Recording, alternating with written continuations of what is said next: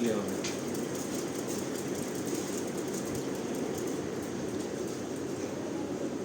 আলাপ করলাম বেসিক্যালি এই পাঁচটা জিনিস নিয়ে কিন্তু আলাপ করছি প্রত্যেকটা ইয়েগুলো। হ্যাঁ, তাহলে শুরুতে ছিল যে আমরা নিউট্রিশন শুরু করার আগে তার নিউট্রিশনাল স্ট্যাটাসটা দেখা।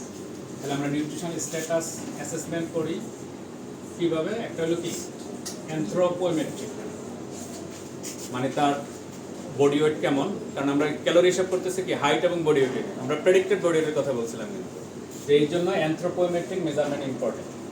প্রেডিক্টেড বডি ওয়েট, একটা মানুষ আগের থেকেই শুকনা পাতলা, তাহলে তার হাইটও কম, তাহলে নিউট্রিশন কম লাগবে। আবার বলছিলাম যে একটা ওবেস পেশেন্টের প্রেডিক্টেড বডি ওয়েট থেকে 10% বেশি দিতে হবে, আর যাদের আন্ডার ওয়েট থাকে তাদের ক্ষেত্রে আবার কিন্তু 10% কম দিতে হবে। একটা মানুষ ওই যে নাইলে কিন্তু রিফিডিং হয়ে যাবে, যে বা ওভার ফিডিং হয়ে যাবে। তাহলে এই জন্য অ্যাসেসমেন্ট দরকার। তাহলে অ্যানথ্রোপোমেট্রিক মেজারমেন্ট করি। আমরা কি করতে পারি? বায়োকেমিক্যাল দেখি, যদিও কোনো সিঙ্গেল বায়োকেমিক্যাল মার্কার নাই, কিন্তু তারপরে আমরা কি একটা কম্বাইন্ড জিনিস চিন্তা করতে পারি, যে তার ইলেকট্রোলাইটগুলো দেখা, তার অ্যালবুমিন লেভেল দেখা বা প্রোটিন লেভেল দেখা। তারপর পেশেন্টের সিভিয়ারিটি অফ ইলনেস, আর যত বেশি সিভিয়ার ইলনেস তত বেশি নিউট্রিশনাল স্ট্যাটাস খারাপ। তাহলে সিভিয়ারিটি অফ ইলনেস আমরা কিভাবে দেখি? অ্যাপাচি 2 আর সোফা স্কোর, তাই না? তাহলে যত বেশি অ্যাপাচি পয়েন্ট বেশি, সোফার যত বেশি পয়েন্ট বেশি, তার সিভিয়ারিটি ইলনেস তত বেশি, নিউট্রিক স্কোরও তত বেশি হবে, এবং তার নিউট্রিশনাল স্ট্যাটাসও খারাপ হবে। তার প্রেক্ষাপটে কি হবে? মর্টালিটি বেশি হবে। আচ্ছা, তারপরে হলো কোমরবিড কন্ডিশন আছে। কোমরবিড কন্ডিশনে একটা পেশেন্টের সিকেডি, সিএলডি বা তার ট্রমার পেশেন্ট ডায়ালাইসিস পায়, তাহলে এগুলো কি কোমরবিড কন্ডিশন। তাহলে কোমরবিড কন্ডিশন হলে নিউট্রিক স্কোর বেশি হবে, তার মানে খারাপ মর্টালিটি। এবং এর সাথে আরেকটা ইম্পর্টেন্ট কথা হলো যে কিছু কিছু কোমরবিড কন্ডিশন যদি বেশি হয়, তার প্রোটিন ক্যাটাবলিজম বেশি হয়, তাদের ক্ষেত্রে প্রোটিন অংশটা বেশি দিতে হবে। ট্রমাটিক ব্রেন ইনজুরির কথা বললাম, এর সাথে পেশেন্ট যদি সিকেডি থাকে, ডায়ালাইসিসের পেশেন্ট থাকে, ওদের ক্ষেত্রে অনেক সময় প্রোটিন বেশি লাগে। ঠিক আছে, তাহলে এটা গেল অ্যাসেসমেন্ট। তাহলে এরপরে হলো অ্যাসেসমেন্টের পরে ক্যালোরি রিকোয়ারমেন্ট। ক্যালোরি রিকোয়ারমেন্ট আমরা কি বলছিলাম? 25 থেকে 30 অথবা 20 থেকে 30 প্রেডিক্টেড বডি ওয়েট অনুযায়ী। তাহলে ওই হিসাব করলে দেখা যায় যে 60 কেজি মানুষের 1200 থেকে 1800 কিলো ক্যালোরি। এটা কোত্থেকে আসবে? এই ক্যালোরিটা কার্বোহাইড্রেট এবং ফ্যাট থেকে, 60% আর 40%, 60% আর 40%। তাহলে আমরা যখন ক্যালোরি হিসাব করব, এটা 60% কার্বোহাইড্রেট, 40%, এবং সেটা হইতে হবে কি? পলিমারেক ডায়েট হইতে হবে, মানে যেটা কমপ্লেক্স কার্বোহাইড্রেট অথবা কমপ্লেক্স ফ্যাট। ঠিক আছে, ক্যালোরি রিকোয়ারমেন্টের পরে আমাদের আসবে কি? Protein requirement. প্রোটিনের রিকোয়ারমেন্ট কি ছিল? 1.2 থেকে 2 গ্রাম কেজি। ঠিক আছে, তাহলে 60 কেজি মানুষের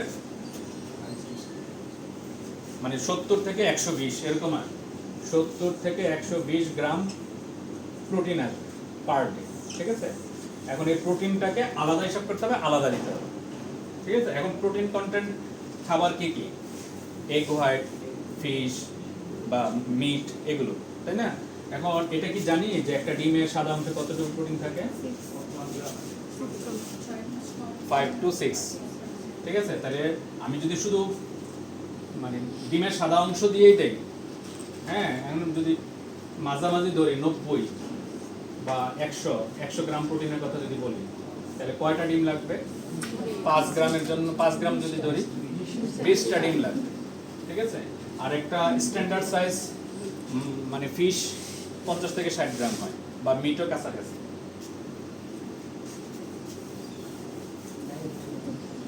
তাহলে আমরা ক্যালোরির হিসাব বললাম, প্রোটিনের হিসাব বললাম, এরপরে আসে এখানে আমাদের ওয়াটার রিকোয়ারমেন্ট।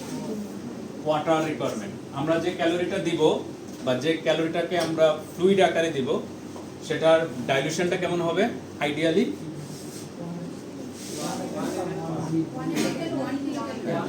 1 ml এ 1 কিলো ক্যালোরি থাকবে। তাই না? এটা হলো আইডিয়াল।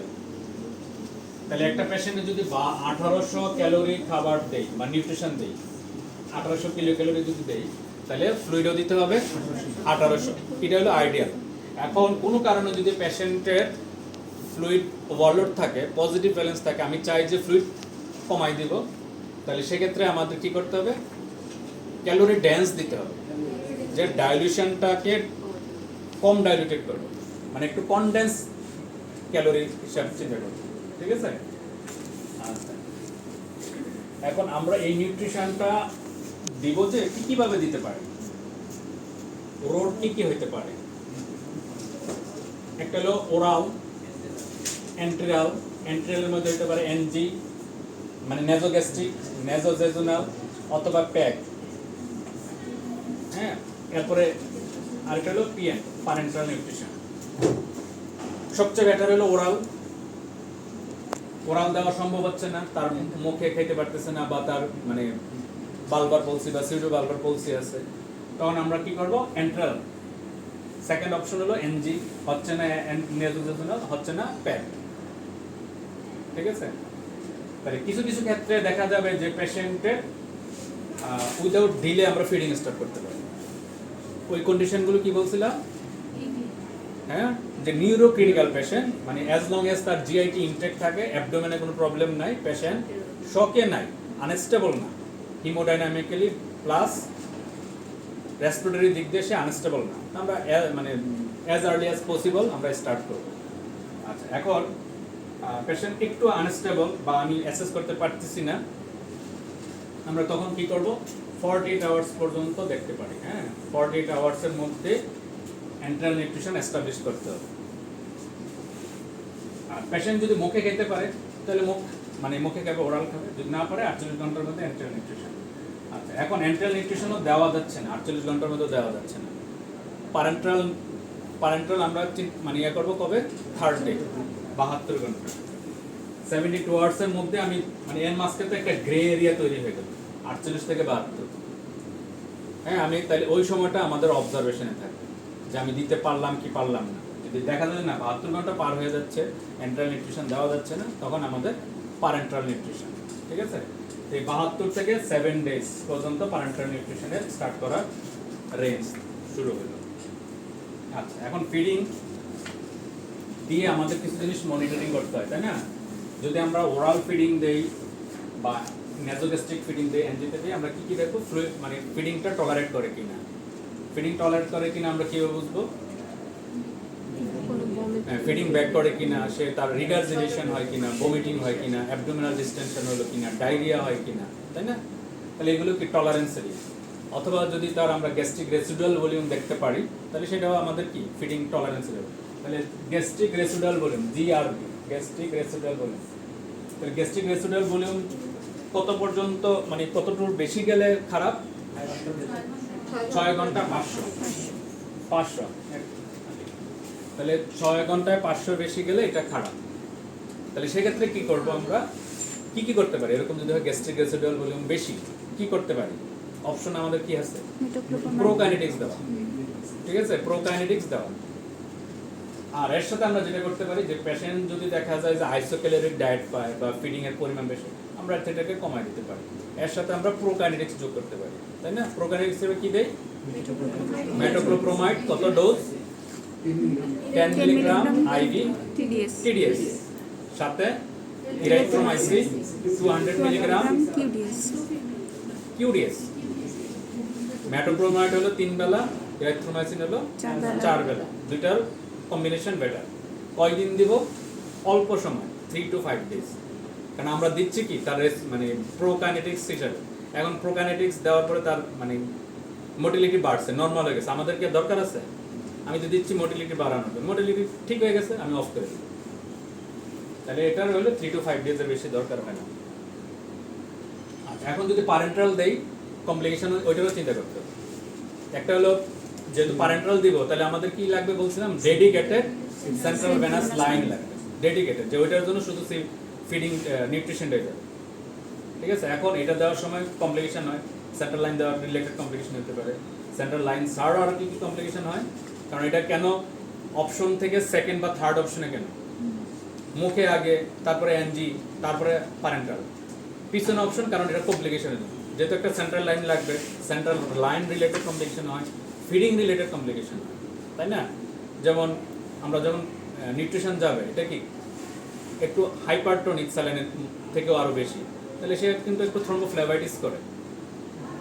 এবং আমি ফিডিং দেওয়ার সময় স্পেশালি যখন ফ্যাট কন্টেন্টগুলো যায়, সে কি ফ্রি ফ্যাটি অ্যাসিড নিজেও থ্রম্বোফ্লেভাইটিস করে, আবার মানে টিজি লেভেল অনেক বাড়ায় দিতে পারে, এগুলো করে।